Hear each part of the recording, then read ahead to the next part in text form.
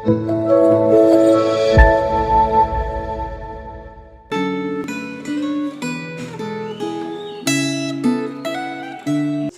saudaraku sekalian kasih oleh Tuhan. Sebelum kita memulai, mari kita memulai dalam doa. Bapa kami dalam surga, kami bersyukur Tuhan untuk hari ini ada kesempatan kembali Tuhan kami boleh mendengarkan, merenungkan firman-Mu Tuhan.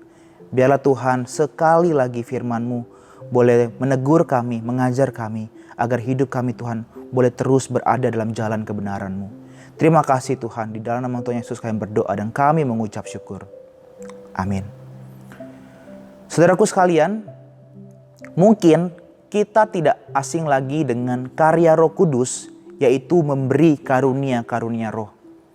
Bahkan tidak jarang kita temui saudara, perbincangan tentang karunia roh masih terus ada dan cukup hangat bukan?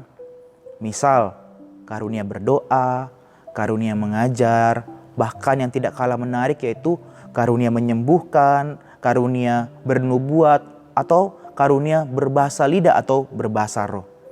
Kalau kita lihat hari-hari ini, seringkali gereja-gereja mengajarkan bahwa karunia-karunia roh ini menjadi tanda bahwa Roh Kudus sedang bekerja bagi diri mereka.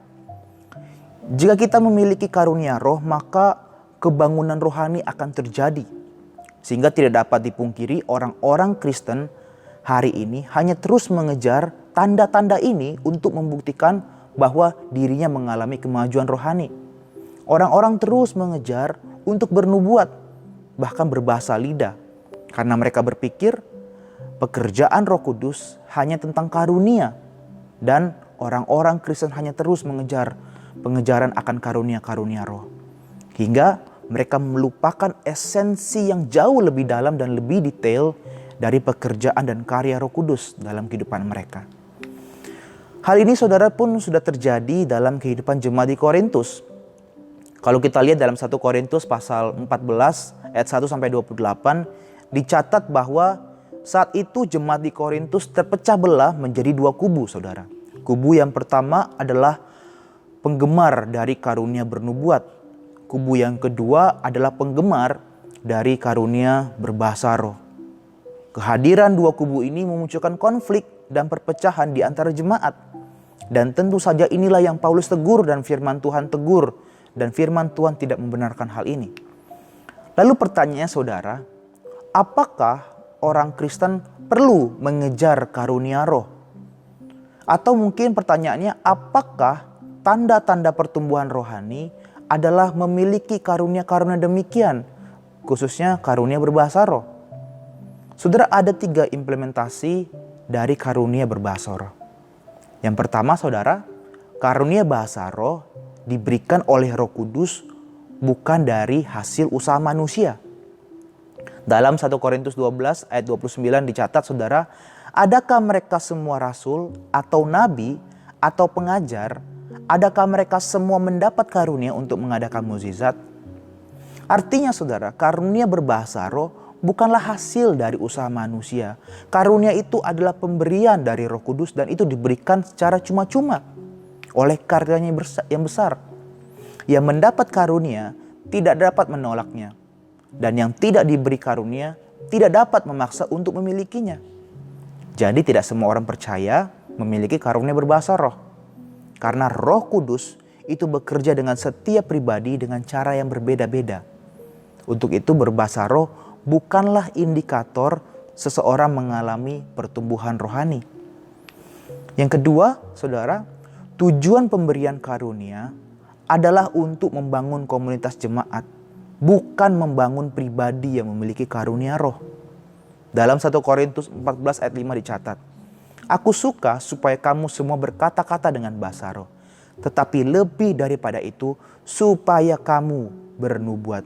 Sebab orang yang bernubuat lebih berharga daripada yang berkata-kata dengan bahasa roh. Kecuali kalau orang itu juga menafsirkannya sehingga jemaat dapat dibangun. Saudara, maka karunia roh itu mementingkan apakah itu membangun jemaat atau tidak.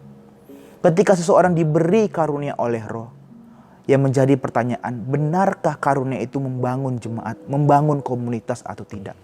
Jika karunia itu dipakai hanya untuk meninggikan diri, membuat diri terlihat lebih tinggi daripada yang lain, berarti orang itu sudah salah mempergunakan karunia roh.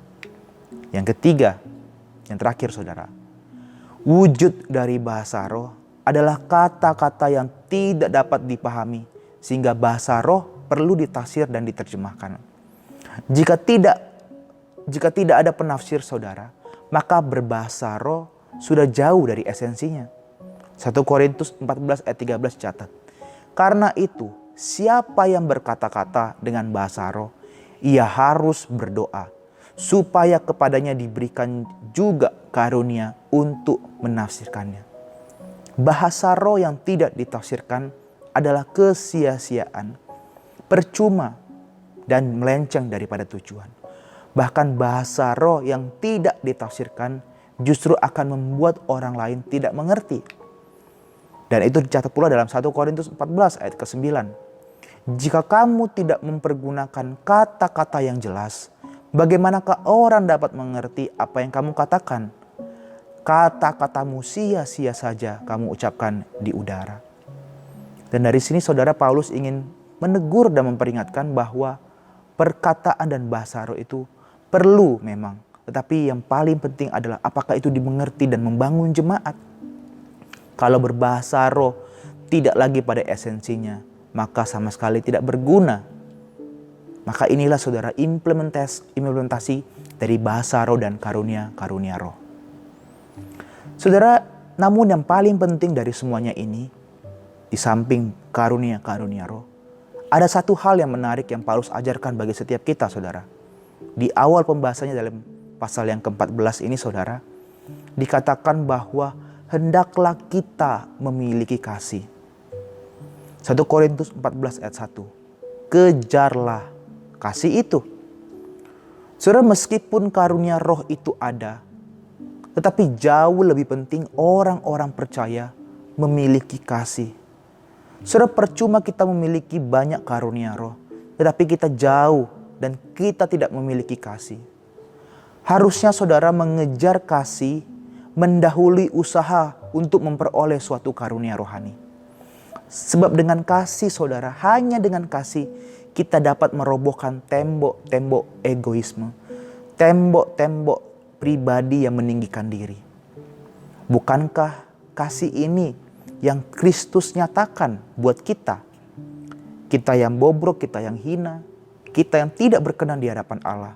Justru darinya dinyatakan kasih yang ajaib dan besar bagi setiap kita.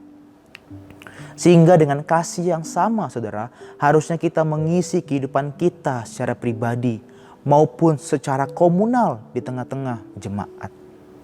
Hanya seseorang yang dikuasai kasih Kristus yang dapat menerima dan menggunakan karunia roh untuk kemajuan jemaat dan kemuliaan Allah. Maka saudara, pencarian kita, pengejaran kita bukanlah pada karunia-karunia semata, tetapi harusnya kasih Kristus itulah yang menjadi sumber dan itulah yang harusnya kita kejar dalam kehidupan kita. Yang menjadi pertanyaannya adalah bukanlah tentang apakah kita memiliki karunia roh, tetapi yang harusnya menjadi pertanyaan kita adalah apakah kita telah menghidupi kasih dari Kristus. Percuma saudara kita mempunyai banyak karunia roh, tapi kita tidak memiliki kasih. Kiranya kita terus boleh hidup dan terus bersandar hanya pada kasih Kristus saja. Amin. Mari kita berdoa.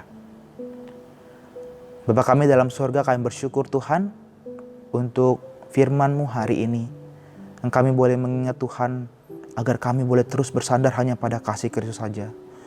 Tuhan, ampuni kami Tuhan jika kami hanya terus mengejar hal-hal yang tidak esensial. Kami hanya terus mengejar karunia-karunia roh. Dan mungkin Tuhan, kami mungkin salah mempergunakan karunia-karunia roh. Dan kami dalam karunia-karunia itu hanya meninggikan diri kami sendiri. Biarlah Tuhan hari ini kami diingatkan untuk kami boleh nantiasa terus mengejar kasih-Mu Tuhan. Dan biarlah hanya kasih Tuhan saja yang terus boleh menjadi sandaran kami poros, menjadi tenaga, menjadi energi dalam kehidupan kami. Dan biarlah hanya kasih Kristus saja yang boleh terpancar dari kehidupan kami. Dan dari kehidupan kami ini juga Tuhan, kami boleh memancarkan kasih Kristus bagi komunitas kami. Tolong kami Tuhan agar kami boleh senantiasa menghidupi kasih Kristus yang ajaib dan besar itu. Hanya di dalam nama Tuhan Yesus Kristus yang telah mengasihi kami berdoa. Amin. Tuhan Yesus memberkati.